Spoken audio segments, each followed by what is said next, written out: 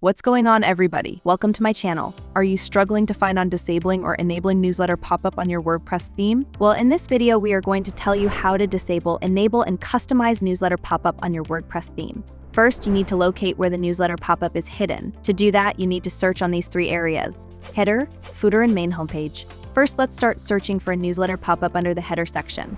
Head over to your WordPress dashboard, choose header option from the left side menu, and click on header option. Now you are able to see this header tab. Hover on Edit with Elementor option. I am trying to open this in a separate tab by right-clicking the mouse and clicking on Open this link in New tab. Here we are. Now hover through Navigator, which is located on the right side of the screen. This layer-based Navigator feature is useful for navigating a particular section on a page and customizing it. Let's search through each section to find the newsletter pop-up layer. Now it's not available here. Next, let's try to find if it's located under the footer. Head over to the dashboard again and click on the footer, repeating the same step as I did for header.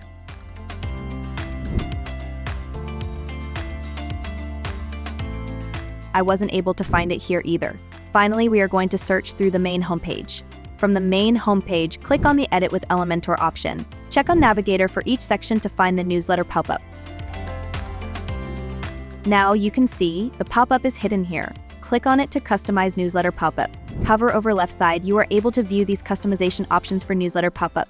Now, to disable newsletter, click on Settings. By default, it's on Load. This means it is enabled. Now to disable newsletter, click on this drop-down menu and choose External Class and click on it. Make sure this field is blank. If you leave this field blank, which means the newsletter will be disabled. After making your changes, click the Update button to make the changes saved. If you want to change the newsletter template, you can do it here. To customize the newsletter template, head over to the WordPress dashboard, hover over the template option from the left side menu and click on Save Template option.